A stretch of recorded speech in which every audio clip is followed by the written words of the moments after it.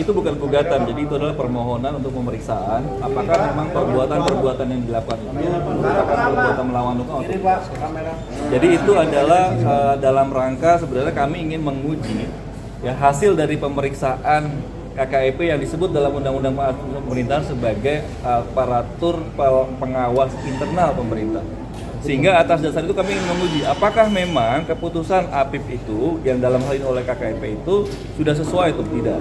Apakah memang perbuatan yang dilakukan oleh Baikuni itu memang telah sesuai dengan administrasi pemerintahan. Dan kami berargumentasi bahwa berbagai tindakan yang dilakukan oleh Baikuni itu sudah sesuai dengan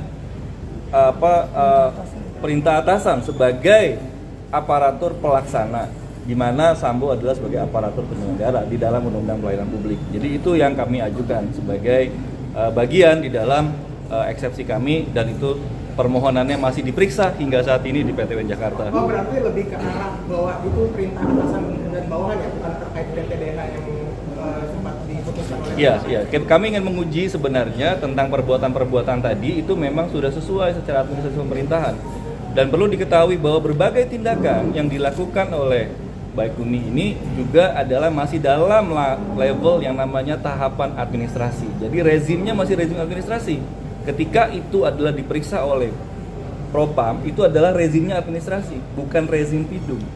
Nah, di situ yang kami ingin menegaskan kembali dalam eksepsi ini, dan itu kami melihat ada salah pandang atau salah dalam penerapan hukum.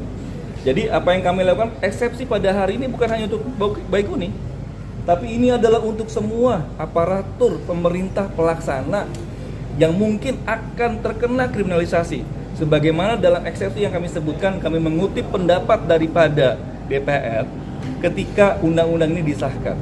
Jadi ini bukan hanya untuk Baikuni, tapi untuk semua ASN, mungkin anggota Polri, ASN, dan jaksa, dan semuanya itu yang melakukan sebagai aparatur pelaksana. Dia tidak bisa dikenakan suatu kesalahan karena dia melaksanakan perintah oleh aparatur pemerintah penyelenggara. Itu. Jadi ini bukan unjuk Baikuni, itu untuk yang lain. Jadi untuk semuanya juga.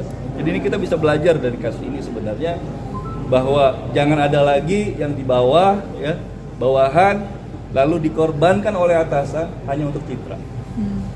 Untuk semua kasus.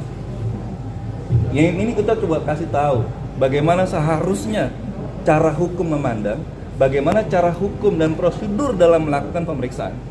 Dan di dalam eksepsi ini adalah cara kami untuk mempertahankan prosedur hukumnya. Kalau prosedur hukum itu sudah buruk, maka akan menghasilkan suatu penegakan hukum yang buruk. Jadi jangan sampai ini terjadi. Ya, karena kalau buah beracun dari pohon yang beracun. Ya, nah ini yang mau kita, dan ini hak daripada Baikuni untuk menyampaikan, dan tadi juga saudara bisa dengar bagaimana fakta-fakta imajiner yang diajukan oleh dalam surat dakwaan. Ya, ada suatu bukti diajukan saat begitu lengkap, di dalam daftar tidak ada, daftar sita nggak ada. Gimana bisa bikin surat dakwaan dari fakta yang imajiner?